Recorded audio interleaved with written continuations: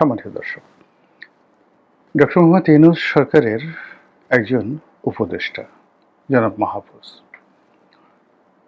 যাকে তিনি আমেরিকা নিয়ে পরিচয় করে দিয়েছিলেন যে এই ভদ্রলোক হলেন জুলাই আগস্ট বিপ্লবের মাস্টার মাইন্ড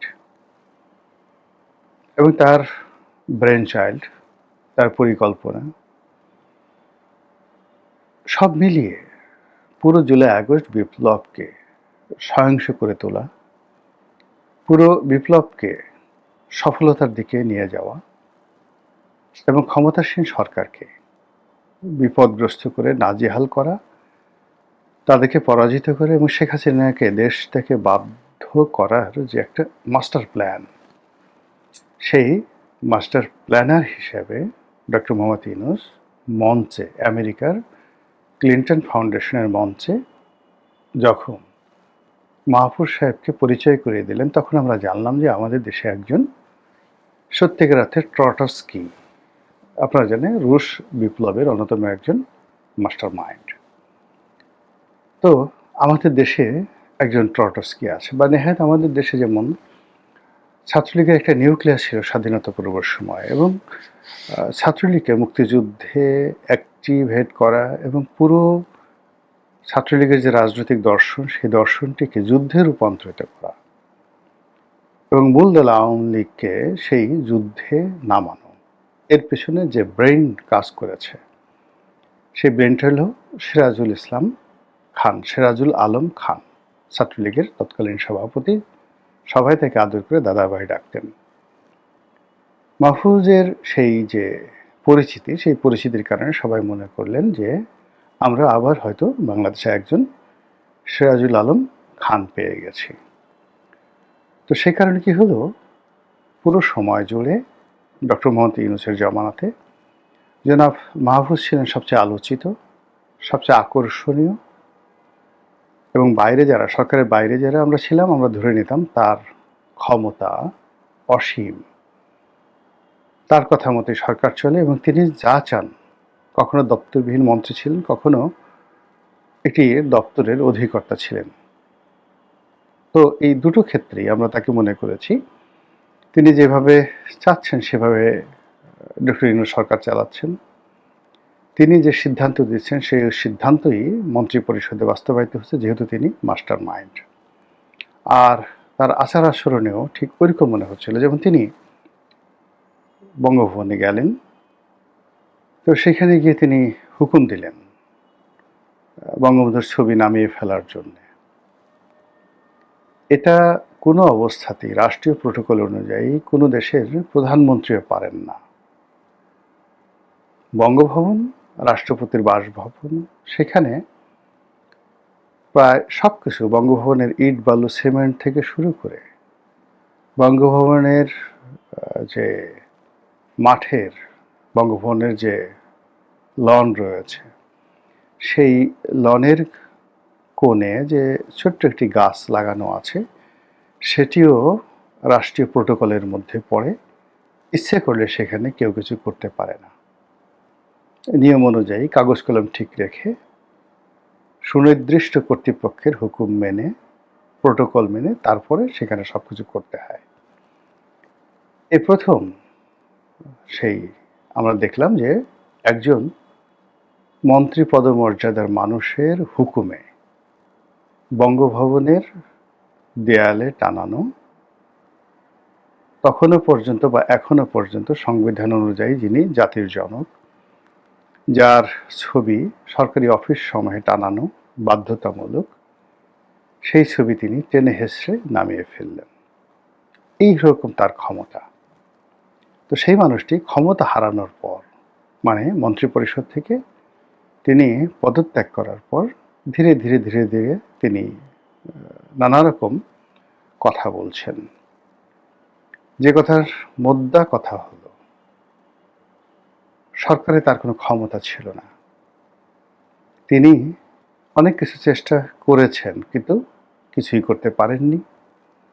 আর তিনি বা তারা যারা ছিলেন বিপ্লবী, কেউ সরকারে, কেউ সরকারের বাইরে, তাদেরকে মূলত মানে কুরবানির পশু হিসেবে, বা ধরুন তাদেরকে লোভনীয় মুরগি হিসাবে, অথবা তাদেরকে বলির পাঠা হিসাবে প্রদর্শন করা হয়েছে। এবং বুড়ো বুড়ো মানুষ, যাদেরকে ওল্ড হ্যাগার্ড বলা হয়, বা তিনি বলছেন এই বুড়ো শয়তানেরা, বুড়ো ডাইনি, হ্যাগার্ড অর্থ ডাইনি, এই বুড়ো বুড়ো ডাইনিরা তরুণ বিপ্লবীদেরকে সামনে রেখে নিজেদের স্বার্থ সিদ্ধি করেছে এবং নিজেদের আখের গুছিয়েছে, দেশের 12টা বাজিয়েছে। তো এই সকল কথা তিনি বলছেন। একদিকে এই কথাগুলো শুনতে ভালো লাগছে, আবার দুঃখ লাগছে, অনেক তথ্য পাচ্ছি। এবং তাদের সেই বক্তব্যের ফলে ডক্টর মোহাম্মদ ইউনূসের প্রতি মানুষের ক্রোধ বাড়ছে, ক্ষোভ বাড়ছে, ঘৃণা বাড়ছে। আর উপদেষ্টাদের মধ্যে, বা যারা তরুণ এই জুলাই যোদ্ধা ছিলেন, তাদের মধ্যে নিঃসন্দেহে মাহফুজ, তার যে ইন্টেলেকচুয়াল লেভেলে তার যে লেখাপড়া, তার যে কথা, বাচনভঙ্গি অন্য সবার থেকে আলাদা। তিনি মাস্টারমাইন্ড কিনা তিনি এখন ভালো বলতে পারবেন। তবে যদি কাগজ দেয়া হয়, কলম দেয়া হয়, 2 কলম লিখতে বলা হয়, সেক্ষেত্রে এই বিপ্লবীদের মধ্যে অন্তত মুখ চেনা 50 জন নারী এবং পুরুষ যারা রয়েছে, তাদের মধ্যে মাহফুজ নিঃসন্দেহে সবার থেকে এগিয়ে। এবং এই কারণেই তিনি যখন কোনো স্ট্যাটাস দেন, কথা বলেন, তার ক্ষমতা নেই এখন, কিন্তু লোকজন সেটিকে লুফে নেয়, তার একটা স্ট্যাটাস। তো সাম্প্রতিক সময় তিনি একটা স্ট্যাটাস দিয়েছেন আওয়ামী লীগের ফিরে আসা সম্পর্কে, এবং তিনি বলার চেষ্টা করছেন যে যেই দিন 24কে 71-এর সঙ্গে তুলনা করা হয়েছে এবং 71কে তাড়িয়ে দিয়ে প্রতিস্থাপিত করা হয়েছে 24কে, সেই দিন আওয়ামী লীগ চলে এসেছে বা ফিরে এসেছে। এটা রূপক কথাবার্তা, যার মোদ্দা কথা হলো যে জামাত এবং তাদের যে একটা শক্তি, তারা তাদের যে রাজনীতির অভিলাষ, সেই অভিলাষে 71কে সারা জীবন তারা একটা কলঙ্ক মনে করেছে। এবং সেই 71-এর যত ঐতিহ্য, যত সুমহান কীর্তি, সেইগুলোকে ধুয়ে মুছে সাফ করে সেখানে নতুন কিছু তারা বসানোর চেষ্টা করেছে। এবং সেটা এই জুলাই আগস্ট যে গণ অভ্যুত্থান, এটার ওসিলায় জামাত এবং অপর যারা শক্তি রয়েছে, তারা তাদের রাজনীতির যে ইতিহাস, সেটা 47 থেকে শুরু করেছে।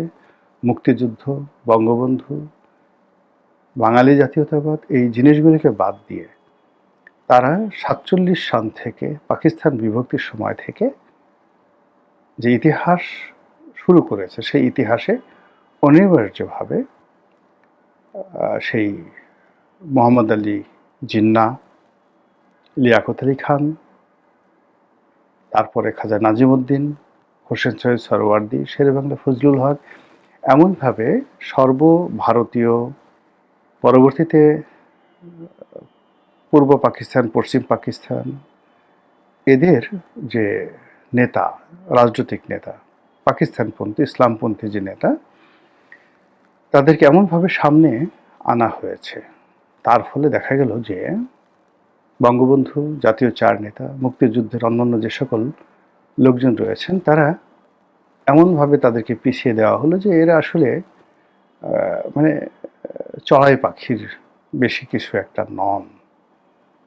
মাহফুজ এভাবেই বলার চেষ্টা করেছেন যে এই কাজগুলো যেদিন শুরু করা হয়েছে, সেই দিনই আওয়ামী লীগের যে ফিরে আসা, মানে আওয়ামী লীগ তো আছে, রাজনীতিতে ফিরে আসা, এটা অনিবার্য হয়ে পড়েছে। দ্বিতীয়ত তিনি আরেকটি কথা বলেছেন যে যারা আওয়ামী লীগ করে, তাদের কাছে আওয়ামী লীগ একটি ধর্মের নাম।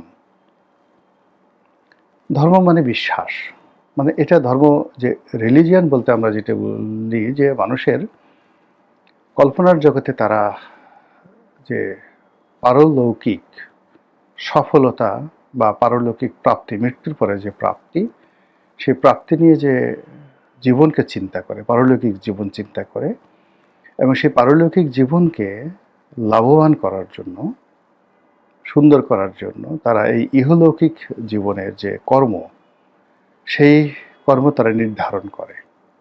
এটিকে আমরা সাধারণত রিলিজিয়ান বা ধর্ম বলি। কিন্তু ধর্মের বহু দিক রয়েছে, যেমন মানব ধর্ম, মানুষের কতগুলো ধর্ম রয়েছে। এখন সেই ধর্ম জিনিসটি কি? ধর্ম জিনিস মানে সে একটা নীতি এবং নৈতিকতায় বিশ্বাস করে। তো ইহলৌকিক বা এই দুনিয়ায় বেঁচে থাকার জন্য যে কোনো বিশ্বাস, সেই বিশ্বাসকে আপনি ধর্ম বলতে পারেন। সেই দিক থেকে বিএনপির রাজনৈতিক ধর্ম বা বিএনপির রাজনৈতিক বিশ্বাস বাংলাদেশি জাতীয়তাবাদ, আওয়ামী লীগের ধর্ম বা আওয়ামী লীগের রাজনৈতিক বিশ্বাস বাঙালি জাতীয়তাবাদ। এই কথাটাই মাহফুজ বলার চেষ্টা করেছেন যে শেখ হাসিনার ক্ষমতা হারানোর পর কিংবা তার ক্ষমতা তিনি যখন ছিলেন ঠিক সেই সময়টিতে পুরো রাজনীতির যে জটিলতা তৈরি হয়েছিল, আওয়ামী লীগের যারা লোকজন ছিলেন তারা সবাই তাদের যে আওয়ামী রাজনৈতিক বিশ্বাস, এই বিশ্বাসটা চলে গিয়েছিল। অর্থাৎ বিশ্বাস বলতে যে ঈমান বোঝায়, সেটা অনেকে নড়বড়ে হয়ে গিয়েছিল, অনেকে ঈমান হারা হয়ে পড়েছিল। অনেকে মনে করেছিল যে শেখ হাসিনা কী করছে, ছাত্রলীগ কী করছে, হাইব্রিড কাওয়া এগুলো সব কী করছে। তো সেক্ষেত্রে এই যে জুলাই আগস্ট বিপ্লবের পর স্বাধীনতা বিরোধীদের যে বাড়াবাড়ি, এই বাড়াবাড়ির ফলে আওয়ামী লীগের যারা লোকজন তাদের যে রাজনৈতিক বিশ্বাস, এটি আবার যেটিকে বলা হয় পুনর্জাগরণ হয়েছে, রেনেসা হয়েছে। এখানে এই ধর্ম বিশ্বাস মজবুত হয়েছে, এই রাজনৈতিক ধর্ম আবার তাদের কাছে ফিরে এসেছে এবং তাদের কাছে মনে হয়েছে আওয়ামী লীগ সঠিক, আওয়ামী লীগ অনন্য এবং নেতা হিসেবে শেখ হাসিনার কোনো বিকল্প নেই। কাজেই শেখ হাসিনাকে আবার বাংলাদেশে ফেরত আনতে হবে।